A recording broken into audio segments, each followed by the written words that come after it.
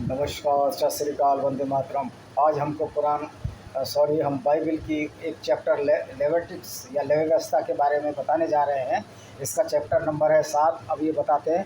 फिर यहोवा ने मूसा और हारून से कहा, यहोवा बाइबल में भगवान या परमेश्वर को माना गया है, इजराइलियों से कहो कि जितने पशु पक्षी पृथ्वी पर हैं उन सभी में तुम इन जीवधारियों का मांस खा सकते हो। तो यहोवा ने क्या कहा कि इनका मांस खा सकते हो। कौन कौन से पशुओं में जितने चिरे या फटे खुरके होते हैं और पागुर करते हैं उन्हें खा सकते हो। और चौथी में, परंतु पागुर करने वाले या कटे फटे खुर वालों में इन पशुओं को ना खाना, अर्थात ऊँट जो पागुर तो करता है परंतु खिरे चुरका नहीं होता, इसलिए तुम्हारे लिए अशुद्ध ठहरा है।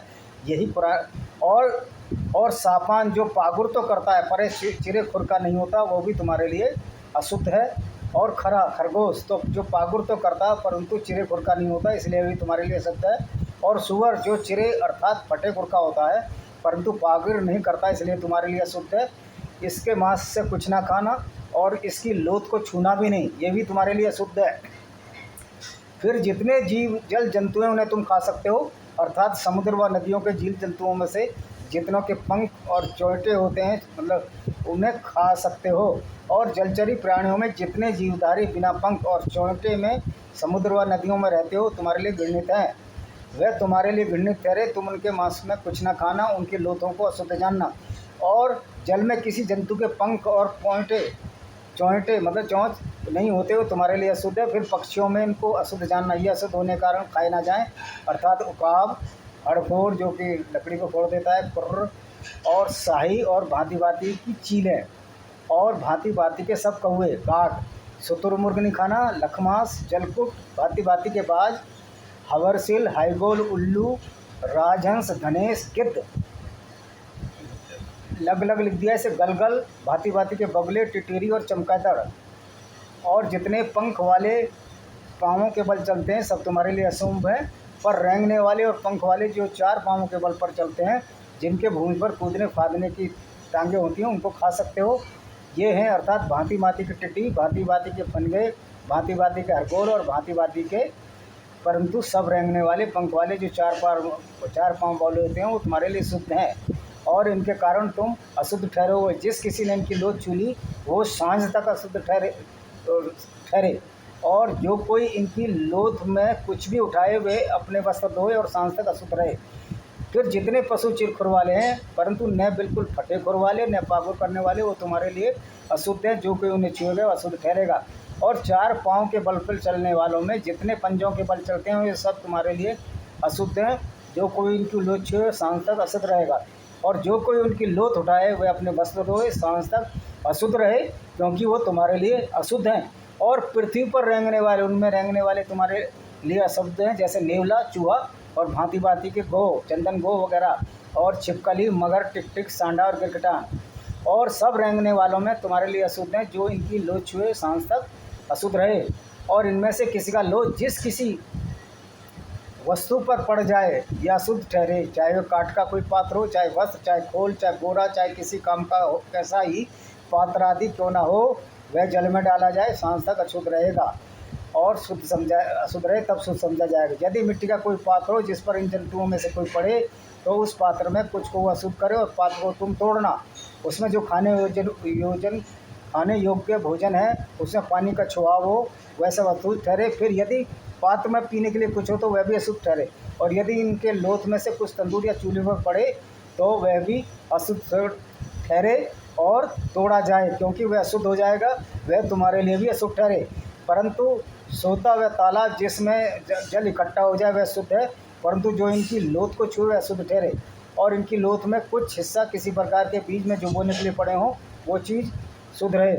पर यदि बीज पर जल डाला गया हो और पीछे लोथ का उस पर कुछ पड़ जाए तो तुम्हारे लिए शुद्ध ठहरे।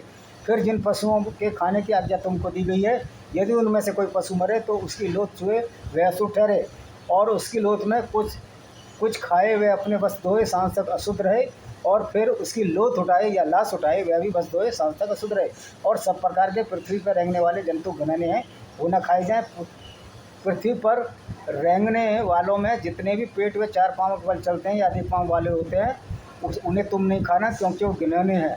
तुम किसी प्रकार के रेंगने जंतु के द्वारा अपने आप को घिनौना न करना और उनके द्वारा अशुद्ध करके अपने को अपवित्र न ठहराना, अपवित्र न ठहराना, क्योंकि मैं तुम्हारा परमेश्वर यहोवा हूँ। इस प्रकार रेंगने वाले जंतु के द्वारा जो पृथ्वी पर चलता है अपने आप को अशुद्ध न करना, क्योंकि मैं वो यहोवा हूँ जो तुम्हें मिस्र देश से इसलिए निकाल ले आया कि तुम्हारा परमेश्वर ठहरूं। इसलिए तुम पवित्र बनो, क्योंकि मैं पवित्र हूँ। पशु पक्षियों और सब जलचरी पक्षियों और पृथ्वी सब पर सब रेंगने वाले प्राणियों के लिए विषय में ये व्यवस्था है कि शुद्ध और अशुद्ध, अभक्ष्य और भक्ष्य जीवधारियों में भेद किया जाए।